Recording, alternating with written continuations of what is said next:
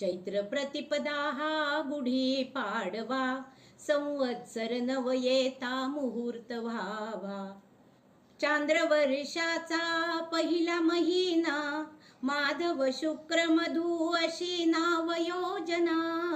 वर्षारंभ म्हणून सर्वत्र पूजावा, संवत्सर नवयेता मुहूर्त व्हावा.